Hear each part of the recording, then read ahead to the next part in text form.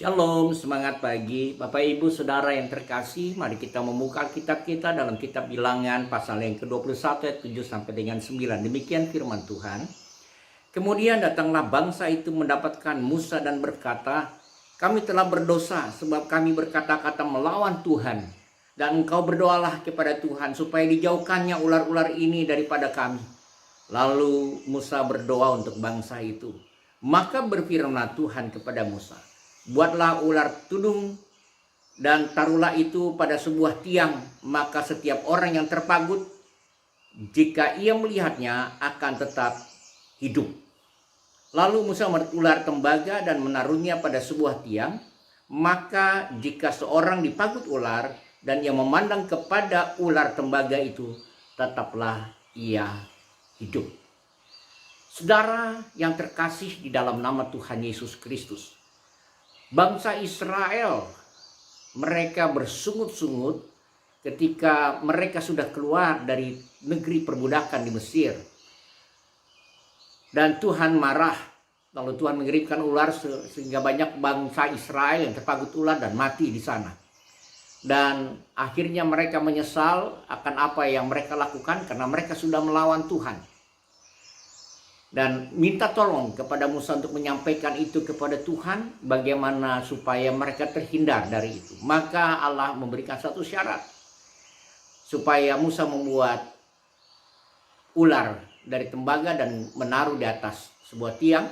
Dan setiap orang yang memandang ular tembaga itu yang dipagut ular, dia akan selamat dan akan hidup.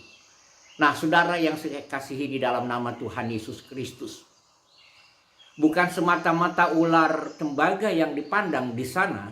Sebenarnya Allah ingin supaya setiap orang taat kepada Tuhan. Taat kepada Tuhan supaya mereka jangan sampai lupa bahwa Allah telah menyelamatkan dia. Saudara, ketika kita melawan Tuhan, berbuat dosa, dan ketika kita menyadari bahwa sesungguhnya melawan Tuhan, memberontak kepada Tuhan adalah perbuatan dosa yang mematikan kita, mari kita bersama-sama mandang kepada Kristus Yesus. Dialah Tuhan yang sanggup menolong saudara dari kematian yang sia-sia. Nah, saudaraku yang saya kasihi, bukan berarti saudara tidak akan pernah mati di dalam dunia ini. Maksud dari ayat firman Tuhan ini kita menyadari bersama-sama, firman Allah mengatakan dalam Roma pasal 3 ayat 23, sebab semua orang telah berbuat dosa dan telah kehilangan kemuliaan Allah. Dan ayat pasal 6 ayat yang ke-23, sebab upah dosa ialah maut. Jadi kematian ada bagi setiap orang yang berbuat dosa. Tetapi kasih karunia adalah hidup yang kekal di dalam Yesus Kristus. Nah, Yesus Kristus itulah yang dilambangkan sebagai ular tembaga. Jadi barang siapa memandang Yesus, menaruh harap kepada Yesus, dia akan diselamatkan dan memperoleh kehidupan kekal di dalamnya. Karena itu saudaraku yang saya kasihi, sekali lagi di sini juga kita bisa melihat bahwa sesungguhnya Allah memperhatikan dan peduli kepada mereka yang berdosa dan mereka yang mau bertobat kembali kepada jalan Tuhan. Dengan satu kondisi yang Allah inginkan, kembalilah, pandanglah Tuhan yang menjadikan langit, bumi dan segala isinya. Pandanglah Tuhan ya Allah yang Maha Kuasa yang telah membebaskan kita dari perbudakan dosa kita. Pandanglah Dia yang sanggup menolong saudara dan saya bebas dari hukuman dan murka Allah. Saudaraku yang saya kasihi, mari kita bersama-sama memandang Kristus Yesus yang mati di atas kayu salib, tergantung di antara langit dan bumi, mengucurkan darah dari kepala sampai kepada kaki untuk membasuh dosa-dosa saudara, membayar lunas dosa saudara dan saya. Dia menyembuhkan kita. Kepada Dialah harapan kita. Kepedulian Dia luar biasa.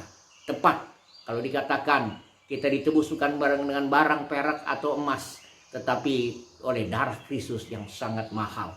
Karena itu saudaraku yang kasih, mari kita menghargai apa yang Tuhan sudah perbuat bagi saudara dan saya, sebagai orang-orang yang berdosa, yang seharusnya mendapat murka Allah, mendapat segala kutuk atas segala apa yang kita perbuat karena dosa yang kita perbuat. Tetapi kasih karunia di dalam Yesus Kristus adalah hidup yang kekal. Pandang Yesus, menaruh harap kepadanya, berserah penuh kepadanya, dan mentaatinya. Tuhan Yesus memberkati saudara, dalam seluruh aktivitas saudara. Amin.